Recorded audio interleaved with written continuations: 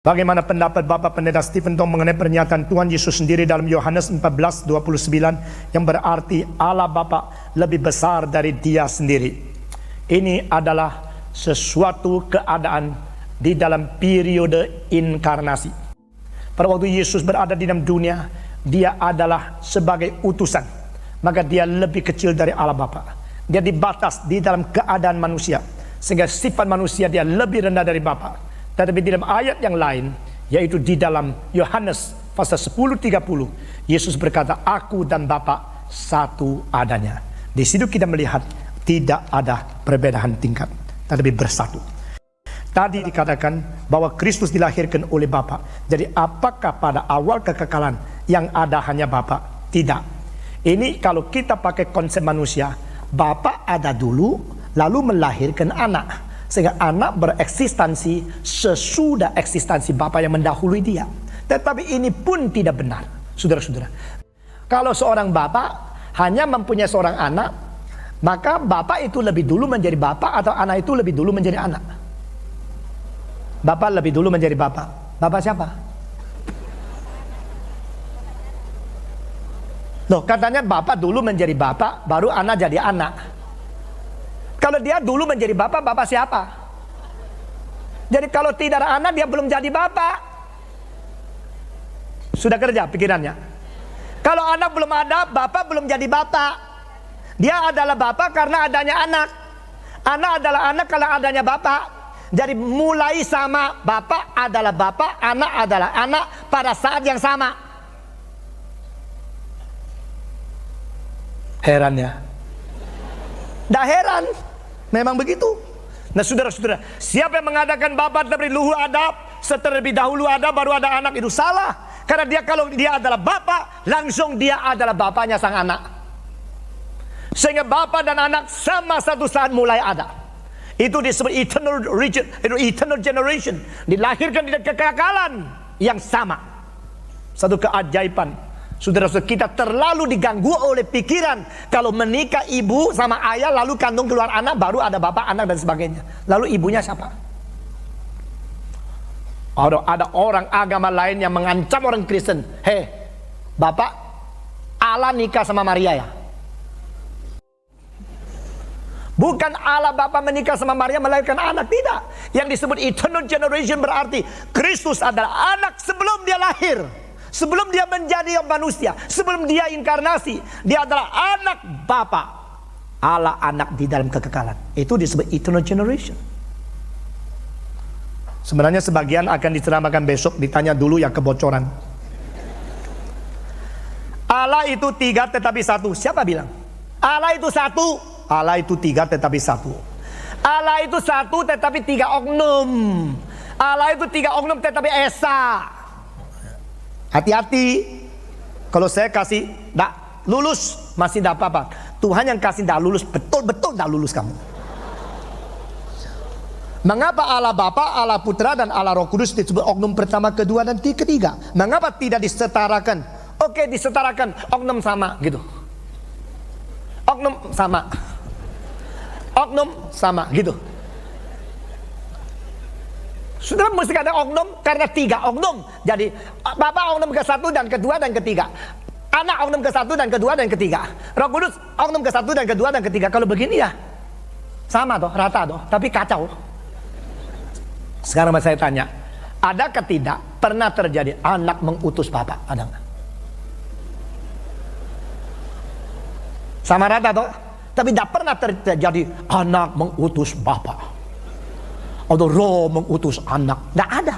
Hanya Allah Bapa mengutus anak. Jadi di sini urutannya pertama adalah Bapa, lalu anak. Setelah anak selesai tugasnya naik ke surga, baru diutus Roh Kudus. Sehingga dari urutan kronologis, dari urutan historis, Bapa, Anak, Roh Kudus, itu urutan. Tetapi setara seperti suami, kepala, istri, semua. Nah, sekarang sang istri yang bilang 1, 2, 3. Setuju ya? Nah saudara-saudara, suami kepala istri ini perkataan Alkitab. Engkau harus setuju. Meskipun tidak setuju ya setuju saja. Suami kepala istri. Tidak tidak berarti istri ekornya suami. Suami kepala istri tidak berarti suami berhak menindas nyonya. Jangan senengan ya laki-laki ya. Suami kepala istri berarti dia bertanggung jawab untuk sekeluarga. Beban, keamanan, resiko. Jadi yang suka jadi kepala jangan sombong. Yang jadi kepala bisa pusing semua. 1, 2, 3. Banyak orang ingin jadi kepala, tidak mau pusingnya, mau kepalanya tok. Hati-hati kalau salah besar yang potong kepala. Jadi hukum keras yaitu potong kepala. Saudara-saudara, suami istri sama rata kedudukannya, tapi lain urutannya. Suami adalah kepala istri, Kristus kepala gereja, Allah Bapa kepala Kristus. Ini urutan, bukan setara tidak setara, bukan kedudukan. Ya. Sebagaimana Allah Bapa, Allah Anak, Allah Roh Kudus sama rata. Tetapi tidak pernah terjadi anak mengutus Bapa atau Roh Kudus mengutus anak atau Roh Kudus mengutus Bapa. Hanya ada Bapa mengutus anak, anak mengutus Roh Kudus. Di situ kita melihat urutan ordernya, bukan tingkatannya. Yesus itu anak Allah, tetapi mengapa dikatakan bahwa Yesus itu sama dengan Allah? Yesus anak Allah, ini adalah oknum kedua yang disebut anak Allah. Tapi Yesus adalah Allah, ini adalah esensi Allah yang esa ada pada ketiga oknum ini. Jadi Allah Bapa, Allah Anak, Allah Roh Kudus, itu satu Allah, tiga oknum, satu Allah, tapi oknum berbeda. Gini pun sulit menjelaskan. Kelima, mengapa pada saat inkarnasi Tuhan Yesus terbatas? Memang dibatasi atau ada sebab lain? Apa yang sesungguhnya terjadi pada waktu Yesus mati di salib, khususnya dalam konteks Tritunggal? Yesus mati di kayu salib, dia mati di dalam keadaan sifat kemanusiaannya, bukan sifat ilahinya yang mati. Allah tidak bisa mati semua. Yesus khusus menjadi manusia supaya bisa mati. Yesus khusus menjadi manusia supaya bisa mati. Kalau Yesus bukan manusia, tidak mungkin dia mati. Sehingga dia harus datang menjadi manusia untuk mewakili engkau. Tetapi kalau dia hanya manusia, tidak mungkin dia bangkit. Sehingga dia adalah sifat ilahi, sehingga dia bangkit. Kristus untuk mungkin mati harus menjadi manusia. Untuk kemungkinan bangkit, dia harus Allah. Dan dia adalah manusia sejati, dia adalah Allah sejati. Sehingga dia mempunyai syarat cukup menjadi pengantara di tengah-tengah Allah dan manusia. Pengantara yang dua sifat, pengantara yang sekaligus mempunyai sifat ilahi dan sifat manusia ini, mengakibatkan dia bisa mewakili Allah di hadapan manusia dan mewakili manusia di hadapan Allah. Semua bilang puji Tuhan. Apa yang terjadi pada waktu dia mati? Yaitu betul-betul dia mati secara kemanusiaannya. Mengapa pada saat inkarnasi Tuhan Yesus terbatas? Karena dia masuk ke dalam dunia ciptaan. Dunia ciptaan adalah dunia terbatas. Dunia pencipta adalah dunia tidak terbatas. Dunia ciptaan adalah dunia sementara. Dunia pencipta adalah dunia kekal. Dunia ciptaan adalah dunia dikuasai oleh waktu dan tempat. Dunia pencipta adalah dunia melampaui waktu dan tempat. Itu sebab dia masuk ke dalam wilayah keterbatasan. Berarti dia terbatas. Sehingga ada kemungkinan yang terbatas bisa diselamatkan oleh dia untuk menerobos kepada ketidakterbatasan. Dan dia perlu kuasa tidak terbatas. Itu sebab Allah mengurapi dia dengan roh yang tidak terbatas pada waktu dia di dalam dunia, waktu dia terbatas. Sehingga di dalam keadaan keterbatasan itu, dengan kuasa tidak terbatas, dia bisa melakukan mujizat. Dan di dalam mujizat itu, kuasa itu terus keluar secara tidak terbatas. Sehingga orang mati dibangkitkan, orang buta dibuka matanya, orang yang timpang bisa berjalan, orang yang sudah berhari-hari di dalam kuburan bisa keluar. Karena kuasa urapan itu. Tapi dia sendiri tetap hidup di dalam keadaan terbatas. Ada orang tanya kepada saya, Yesus bisa bahasa Inggris enggak? Pada waktu dia hidup di dunia dia belajar Inggris. Nah, saya bilang tidak. Karena tidak perlu. Dia diutus kepada orang Israel. Yesus kalau orang omong Inggris, orang lain semua tercengang kaget. Jadi tidak perlu. Dia dibatas di dalam bahasa, dibatas di dalam gerakan, dibatas di dalam banyak hal. Dibatas di dalam pengetahuan. Sehingga dia mengatakan mengenai hari kedatangannya, hanya Bapa tahu, dia tidak tahu. Bukan sifat ilahinya tidak tahu. Tapi pada waktu dia berada di dalam keadaan manusia, dia terkurung di dalam batasan karena ketaatan. Itu cinta kepada kita luar biasa. Mengapa Pak Pendeta berkata bahwa Yesus adalah Allah? Memang dia Allah. Yesus dan Alkitab sendiri tidak berkata demikian. Demikian. Yohanes 8:42, aku keluar dari Allah dan datang dari Allah dan aku pergi kembali kepada Allah. Memang dia Allah yang keluar dari Allah, terang yang keluar dari terang, firman yang keluar dari Allah, dan firman itu Allah adanya. Sudah dijelaskan tadi. Yohanes 20, kita Rasul 2:32, Yesus dibangkitkan oleh Allah. Allah tidak mati. Bagaimana pendeta menafsirkannya? Di mana teologinya? Yesus dibangkitkan oleh Allah. Ini ada sifat kemanusiaannya, itu adalah dibangkitkan dengan kuasa Roh Kristus yang membangkitkan manusia. Tapi secara sifat kuasa Roh Kristus adalah kuasa Allah sendiri. Dan kuasa Roh Kudus adalah kuasa Kristus sendiri. Karena Allah Bapa, Allah Kristus, Allah Roh Kudus adalah Allah Esa. Sehingga dia sendiri bangkit. Karena dia adalah Allah. Tetapi dia bangkitkan tubuhnya dia sendiri. Sehingga Yesus orang Nazaret itu dibangkitkan. Tapi yang membangkitkan adalah kuasa Allah. Dan sifat ilahinya adalah Allah itu sendiri. Tritunggal sudah ada di Perjanjian Lama. Kejadian 1:26. Baiklah kita. Siapakah kita itu? Yang Allah ajak bercakap-cakap. Mengapa pada malam pertama seminar Bapak mengatakan bahwa Tritunggal tidak disebut di dalam Perjanjian Lama maupun Perjanjian Baru? Siapa yang lebih tinggi eksistensinya, Allah atau Tuhan? Saudara-saudara, saya tidak katakan itu, jangan memfitnah saya. Saya telah berdoa setelah baca ini, Tuhan ampunilah dia karena apa yang dia perbuat dia tidak tahu. Saya hanya mengatakan istilah Tritunggal tidak muncul, betul nggak? Yang dengar saya katakan kalimat istilah Tritunggal tidak muncul, yang sudah dengar acungkan tangan. Coba tanya musuhmu, banyak loh. Saudara-saudara, saya katakan istilah Tritunggal tidak ada di PB dan PL. Tetapi konsep Tritunggal sudah ada dan hanya ada di PB dan PL. Itu sebab kemarin kan sudah dijawab mengenai kita, apa artinya kita dan sebagainya. 8. Sekarang Bapak menyebut bahwa konsep Tritunggal sudah diwahyukan dari permulaan ayat Yesaya 6:8. Sesudah saya baca ternyata tidak ada. Apa tidak ada salahnya? Setelah kau mengatakan ini, saya cari-cari lagi. Akhirnya kau tidak salah, saya tidak salah, Alkitab tidak salah. Yang salah terjemahan bahasa Indonesia. Di dalam ayat itu mengatakan, siapakah yang boleh ku panggil, yang boleh ku utus? Siapa yang pergi bagi kami, bagi kita?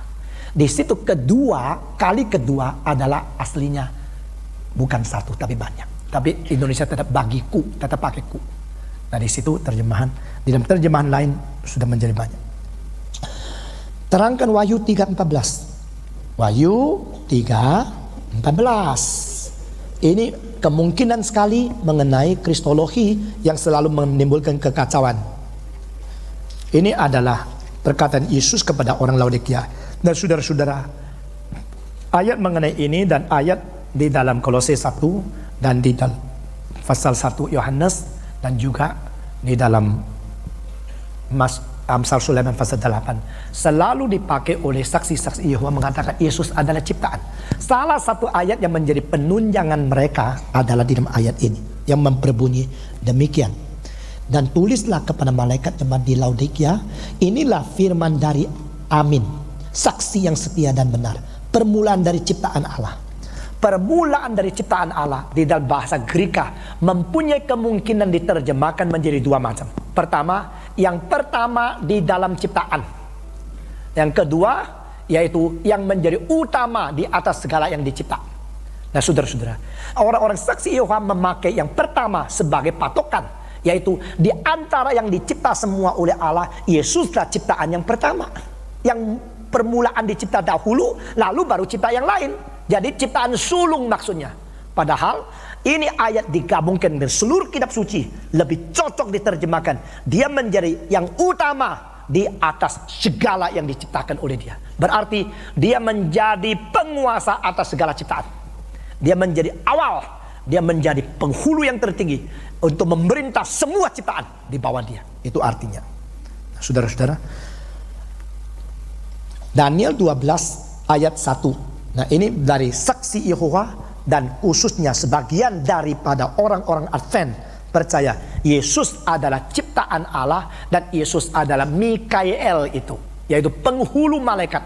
Nah, saudara-saudara, saksi-saksi Yehova mempunyai adopsi secara tidak sadar pikiran teologi bidat daripada Gnostisisme. Gnostisisme mengajarkan Allah menciptakan dua logos.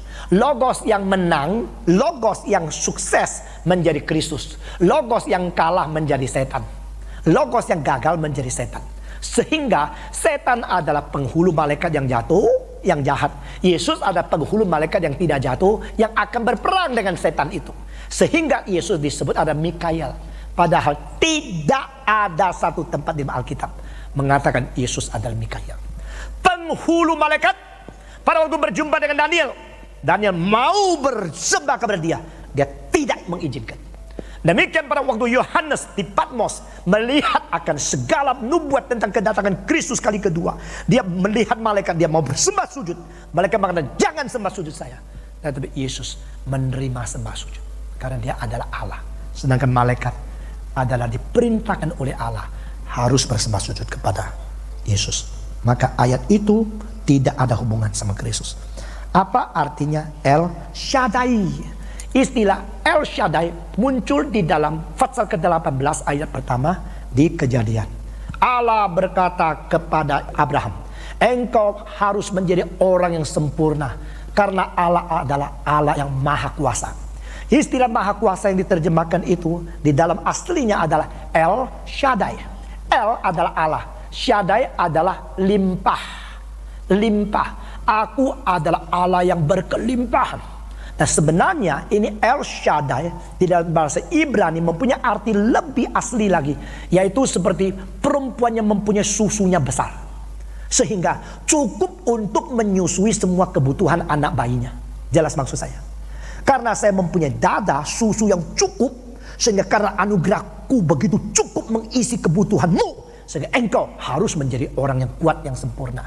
Itu artinya El Shaddai. El Shaddai mempunyai arti sesungguhnya aslinya adalah susu yang besar. Tapi bagaimana kita mengerti Allah mempunyai susu yang besar? Allah itu roh adanya. Jadi Allah adalah mempunyai anugerah yang cukup untuk memberikan segala kebutuhan kita. Dia adalah berkuasa dan mempunyai anugerah yang limpah. Sehingga Allah yang limpah dan Allah yang maha kuasa yang dipakai di situ. Sampai di sini dulu. Dan saudara-saudara, sekarang kita akan melepaskan saudara pulang dengan segala sejahtera dari Tuhan. Kiranya Tuhan menyertai saudara-saudara.